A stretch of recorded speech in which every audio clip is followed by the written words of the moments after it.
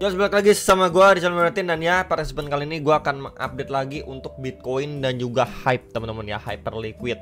Jadi kemarin udah diupdate juga untuk Bitcoin dan juga XRP.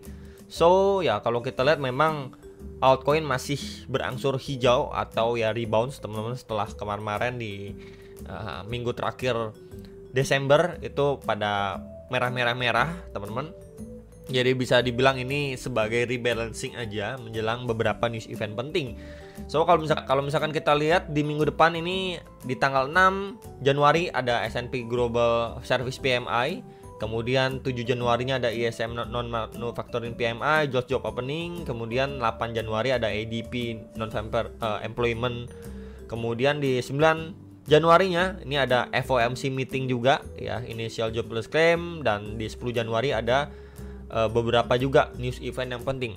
Cuman di luar semua ini sebenarnya yang menjadi main event tentu adanya FOMC meeting minutes nih di tanggal 9 Januari. Kemudian di next weeknya, di minggu depannya lagi itu di tanggal 15 Januari itu ada pengumuman rilis data CPI. Kemudian ada news yang penting lagi, itu event yang penting di tanggal 20-nya, which is itu Gary Gensler mundur dan juga Donald Trump itu dilantik, teman-teman. Ya, jadi bisa di-prepare untuk minggu depan dan minggu depannya lagi. Ya, jadi 2 minggu ke depan itu ada beberapa hal yang benar-benar krusial untuk market, teman-teman. Ya, terutama ya FOMC ini. Ya, hopefully masih nggak terlalu bisa dibilang hawkish lah ya seperti sebelumnya, teman-teman. Ya, jadi tentu tetap kita perlu waspada, di mana memang kebiasaannya di Januari itu di minggu kedua, minggu ketiga itu merah dulu atau koreksi dulu ya. Dan ya kita bisa lihat tadi beberapa main event yang bisa men-trigger hal tersebut. Mungkin orang-orang ada kekhawatiran, entah itu rilis data yang jelek atau mungkin ada sell the news event, jadi market bisa merah dulu ya. Dan ya itu yang menjadi concern sebenarnya. So kalau kita lihat dulu untuk liquidation heat map untuk Bitcoin secara time frame 24 jam, di sini area yang tebal di atas itu di 97.900-an sampai di 98.488 dolar nih. Ini area yang punya liquidation gendut di bagian atas. Meanwhile untuk bagian bawahnya ini di area 96.000 dan di 95.700-an dolar nih untuk area yang gendut untuk bagian bawah. Dan kalau kita lihat per 3 harinya ya, 3 harinya sebenarnya nggak begitu signifikan ya, karena sebelumnya nih bagian atas ini udah ke grab semua nih liquidationnya tuh, dari mulai 95.900-an sampai terakhir itu di 97.600-an dolar itu juga udah ke hit ya, udah ke hit juga untuk area liquidation yang cukup gendut ya.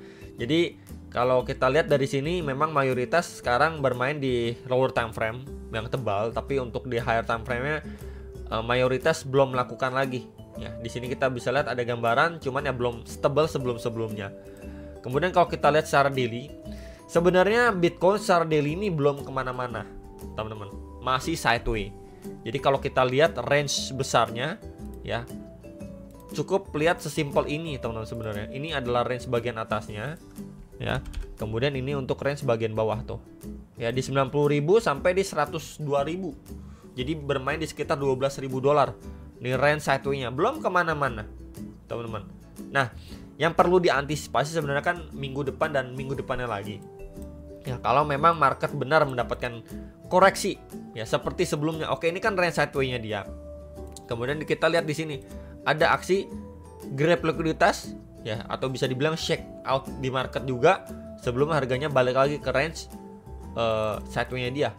Nah, hal serupa bisa terjadi, teman-teman, menjelang ataupun ya minggu depan dan minggu depannya lagi gitu ya. 2 minggu ke depan ini berpeluang atau berpotensi untuk si Bitcoin melakukan movement yang sama, tapi untuk grab bagian bawah before akhirnya dia masuk lagi ke range sideways-nya dia, teman-teman. Ya, jadi perlu sekali diantisipasi ya untuk di bulan Januari ini. Sama seperti pembahasan yang kemarin-kemarin saya sudah sampaikan, memang kita sedikit lagi akan memasuki zona hijau untuk kripto, tapi nggak menutup kemungkinan dan kita juga nggak bisa mengabaikan ya di cycle yang sebelumnya juga di Januari itu malah ada koreksi dulu sebelum rebound kembali. Dan skenario ini pun juga serupa atau sama dengan movement Bitcoin sebelumnya. Sebentar guys, di sebelah Nah, sebelah sini teman-teman. Ya. Jadi simpelnya kalian mau pakai channel ataupun sebentar ya, kalian pakai channel seperti ini bisa juga ya, atau kalian menggunakan yang lebih simpel lagi. Sebentar guys. Nah, ini ya. Untuk range bagian atas sideway ya, untuk range bagian bawahnya. Nah, tuh. Kurang lebih kayak gitu, teman-teman. Pertama dia udah grab atas, ya, kemudian reject. Yes, memang di sini adanya rebound, teman-teman nih. Adanya di rebound dulu. Tapi reboundnya sesaat sebelum dia lanjut turun lagi. Grab liquidity sebagian bawah sebelum akhirnya berangsur pulih kembali, ya. Jadi kita pun bisa lihat ini masih baru banget di 2024 dan ya ini sampai terakhir itu di 23 Januari nih. Dia berangsur turun tuh, ya. Ini semenjak 17 Januari ya sampai 23 Januari. Memasuki minggu kedua, minggu ketiga lah ya kurang lebih untuk koreksi ya, sebelum akhirnya dia berangsur pulih semenjak 24 Januari sampai lanjut nih di Februari pertengahan, teman-teman. Ya, itu yang perlu diperhatikan. Dan untuk si Bitcoin masih sama ya untuk proyeksinya. Walaupun dia nanti adanya shakeout dan lain sebagainya, ini untuk lanjut naik lagi. Ya, ngejar new all time high di 120.000 ya, sekitar area itu, teman-teman. Cuman yang menjadi problem adalah ketika kita mengharapkan Bitcoin sesegera mungkin bikin new all time high, ya PR-nya kan di altcoin gimana nasibnya. Yang perlu kita lihat balik lagi nih, Bitcoinnya jangan terlalu cepat nih. Note-nya ya, yang penting Bitcoinnya jangan terlalu cepat bikin ATH baru. Ya, dia cukup progresnya slowly aja, itu memberikan ruang untuk altcoin naik atau outperform terhadap Bitcoinnya. Ya, jadi itu dulu yang perlu dipahami. Dan kita akan melihat lagi untuk Bitcoin secara time frame hourly seperti 4 jam gimana. Ya, sebenarnya secara 4 jam kita sudah lihat ya beberapa area ini sudah mampu di-take sama si Bitcoin. Ya, cuman ya balik lagi, intinya Bitcoin ini cuma sideways sebenarnya. Ya, cuma sideways. Yes, memang di sini kita bisa lihat di sebelumnya ada breakdown dari channelnya dia. Ya, kita bisa bilang juga di sini adanya grab likuiditas ya yang terjadi di range area sini. Ntar coba saya tanda dengan warna putih, teman-teman. Yes. Kemudian harganya rebound, recovery, retest lagi, ya berangsur break dari beberapa area tahanan terdekat seperti di 95 ribuan, ini udah di break. Ya, kemudian di area sini juga udah mampu di take out nih di 96.900-an dolar. Nah, sekarang posisinya dia kan lagi testing nih. Ya, di previous next target SNR. Jadi sangat-sangat wajar ketika si Bitcoin ini mendapatkan koreksi sama seperti sebelumnya nih. Oke, dia udah retest, koreksi lagi. Ini retest, koreksi lagi. Ya, maybe sebelum dia lanjut naik lagi, baru nanti adanya koreksi lagi. Ya, berarti kan movementnya ini cukup bertahap banget, korektif banget nih naiknya. Dan ini juga bisa menjadi next area yang bisa kita perhatikan benar-benar untuk si Bitcoin di 99.400 sampai 100.000 dolar. Ya, dimana sebelumnya pas nih. Tuh, area previous SNR untuk Bitcoin, bahkan ini terakhir kali juga tes area itu mendapatkan 3 red candle besar. Ya, jadi mungkin menjelang untuk beberapa news event penting di minggu depan ya, dan di minggu depannya lagi, ini market masih possible dikasih naik lagi. Ya, setidaknya dia testing ke 99 sampai 100.000 dolar, teman-teman. Ya, dari situ baru nanti kita lihat apakah mampu di break atau adanya rejection strong dan lain sebagainya. Ya, perlu sekali diantisipasi ketika memang market ini perlahan naik, tapi overallnya dia cuma sideways aja. Kemudian somehow mendapatkan rejection strong, entah itu dia nanti lewatin sedikit, kemudian bikin buntut atau tail candle gitu ya, drop lagi signifikan, dan akhirnya dia benar-benar breakdown di bawah 90.000 dolar. Nah, ini yang perlu diantisipasi sebenarnya sama kita semua. Ya, cara antisipasinya salah satunya tetap yaitu spare cash. Ya, jangan selalu memakai semua bentuk IDR atau USDT di wallet kalian untuk langsung beli koin all in. Ya, jadi ini untuk antisipasi. Let's say drop atau dump ini nggak terjadi, market malah rebound ke atas, ya udah teman-teman udah punya muatan, tinggal di maintain, tinggal dicicil TP. Ya, tapi kalau skenario buruk ini terjadi, ya teman-teman masih punya nih untuk antisipasinya, yaitu adalah spare cash atau USDT atau apapun itu untuk kalian bisa beli lagi di harga yang lebih murah, teman-teman. Dan ya, ini berpeluang menjadi koreksi terakhir ya sebelum market benar-benar lanjut rally kembali, teman-teman. Ya, jadi ini menjadi concern sebenarnya yang saya pribadi lihat gitu, masih punya chance lah ya, setidaknya satu kali push lagi ke atas sebelum mungkin nanti market benar-benar make decision ya, sebelum beberapa news event penting yang tadi juga sudah saya mention ke teman-teman. Oke, jadi kurang lebih gambarannya seperti itu ya untuk si Bitcoin. Dan area ini pun SNR sebelumnya ada EMA21 juga di sekitar 95.100 sampai 95.700 dolar.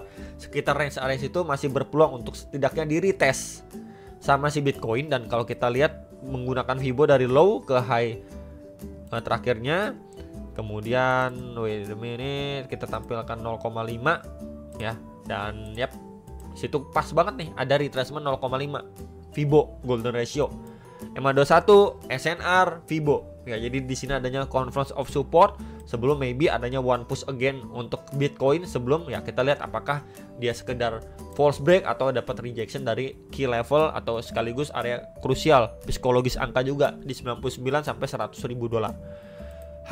Hyperliquid gimana kabarnya teman-teman ya. Jadi kemarin itu kita bisa lihat di salah satu exchange ya KuCoin, ini high-nya itu di 42,7 dolar.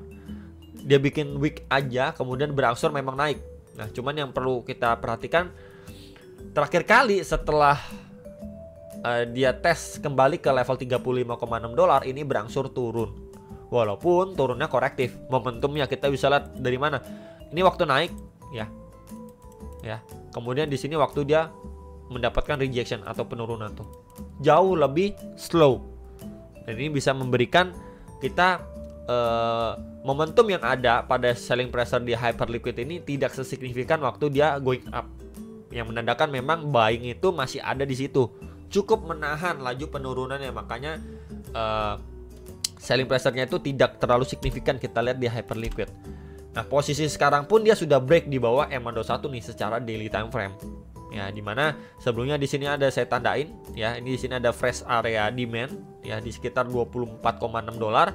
Ini dites pertama kali di 26 Desember dan mendapatkan reaksi, tapi reaksinya pun sebatas tes di area SNR sebelumnya di 28 sampai 29,46 dolar. Kemudian harga reject dari situ lanjut turun lagi. Kemudian di mana next area target di sini, teman-teman. Ya, di sini. Ini menjadi area yang sangat-sangat berpeluang untuk ditesting kembali sama hype. Jadi kalau kita melihat pada pergerakan sebelumnya, ini first time dia testing udah dapat pemantulan. Jadi expect ketika harga atau price dari Hyperliquid secara daily ini test ya, dan closingnya membentuk tail candle ke atas ya, ini adanya peluang lah setidaknya dia retest kembali atau mengalami pemantulan kembali ke range previous high sebelumnya. Maka kalau itu terjadi ya at least sekitaran 25,37 sampai 26,35 dolar. Nah, di box warna putih ini itu di sekitar 20,9 sampai 22,5 dolar, teman-teman. Ya, itu bisa menjadi range yang perlu sekali diperhatikan untuk posisi Hyperliquid saat ini. Ya, kalau kita lihat pada kecenderungan atau pergerakan sebelumnya ya kita mendapatkan hal serupa di Hyperliquid, teman-teman, secara daily time frame. Ya, karena pertama pertimbangannya selling pressure ini masih ada tapi tidak sebegitu signifikannya. Lalu kedua, somehow ketika dia udah tes area fresh demand-nya, ya dia adanya pemantulan dulu sebelum adanya rejection. Ya, jadi kalau kita ambil seperti itu, ya ini menjadi next area yang berpotensi untuk di testing dan sebelum dia mendapatkan ya rebound dulu. Ya, untuk tes previous high-nya dia.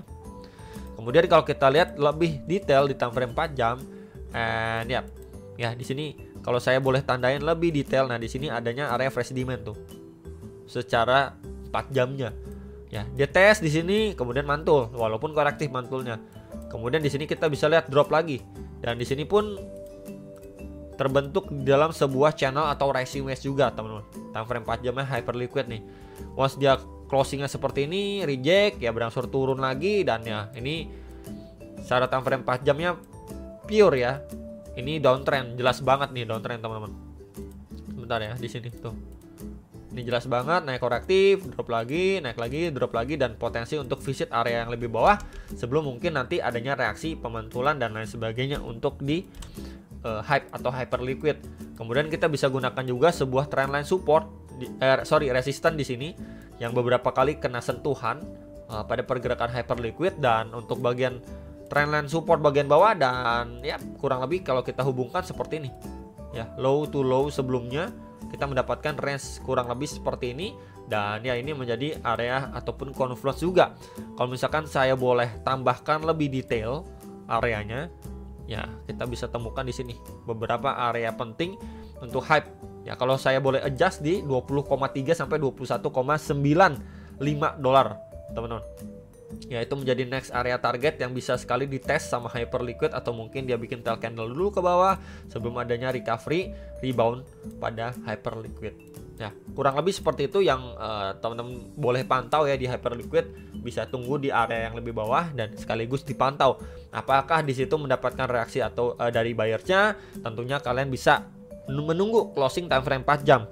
Ya let's say market udah mulai slowing down, dia closingnya bikin tail candle cukup panjang ke bawah gitu ya, dan lain sebagainya. Nah itu bisa menjadi beberapa indikasi untuk teman-teman bisa menjadi bahan pertimbangan area tersebut pada pergerakan si Hyperliquid ya.